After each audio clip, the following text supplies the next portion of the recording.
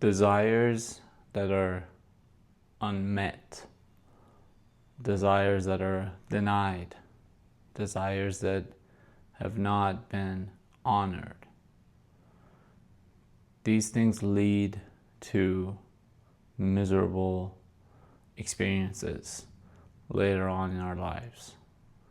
These things lead to lack of confidence, lack of self-esteem.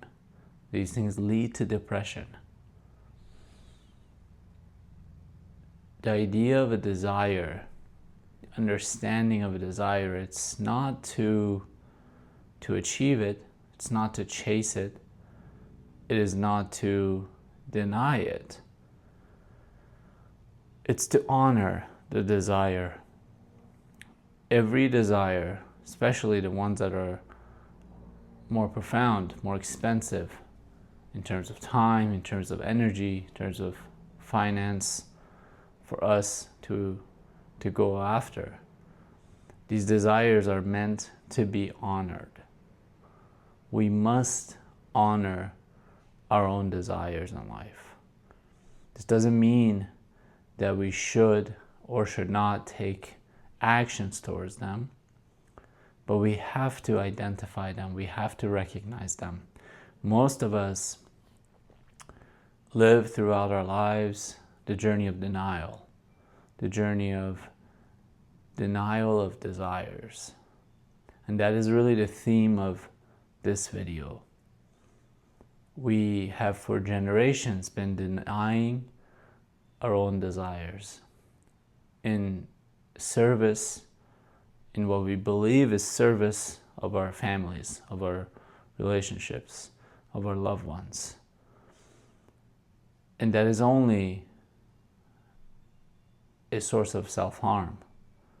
That is only a source of misery and resentment for relationships, for our loved ones.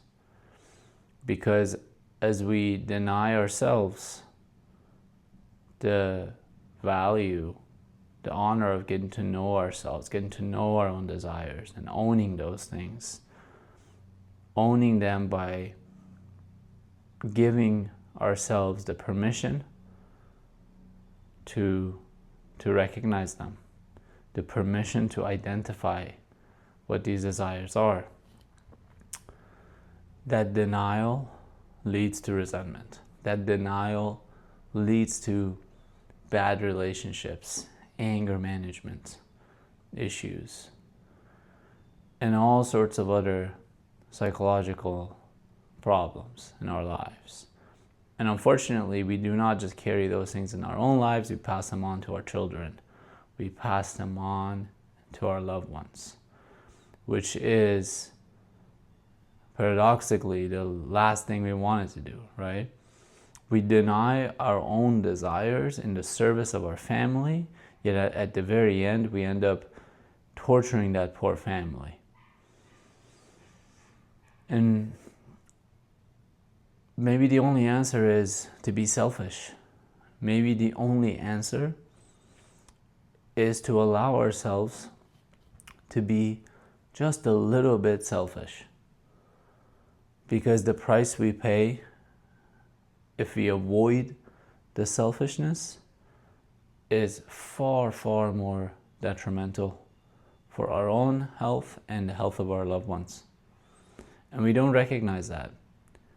We think that if we deny ourselves these desires, then we are able to be there for everybody else.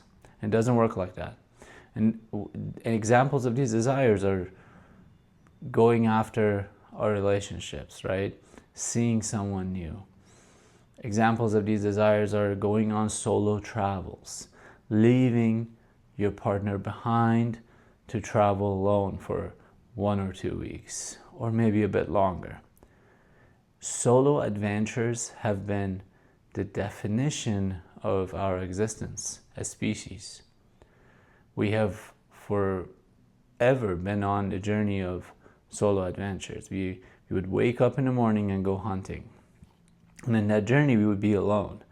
We may leave the cave with a group of people, but ultimately you're away from your kid, you're away from your wife, and might take hours, if not days, until you get to reunite. And in the modern world that we live in today, we are constantly attached, constantly connected, constantly in touch with one another through texting, through phone calls, emails, messages, social media. So an example of a desire unmet could be a desire for solitude. It could be a desire to go within. And as we avoid these desires, we start to lose ourselves, unfortunately. We start to run into obesity. We start to run into addictions.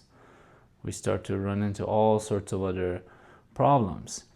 And for most of us, we never recognize obesity as anything beyond overeating. And that's a shame. We never recognize drinking excessive alcohol as anything beyond exactly that, drinking excessively. And that is a shame, because the source of our addictions are essentially unmet needs, unmet desires. And it is not until we go far, far deep within our psyche, within our subconscious, to really truly search to see who it is that you wanted to be 10, 20, 25 years ago. Who did you want to be as a child? And who are you today? And through that comparison, to recognize what was missing and what has been missing along your journey. Do not deprive yourselves of that search, because that is the only way you get to know yourself, and the only way you get to be truly present for anyone else in life, as a husband, as a colleague, as a teacher, as a mentor, as a friend, as a brother. It is through the journey of self-discovery. If you don't know yourself, you'll never be able to be there for anyone else. Thank you all for watching.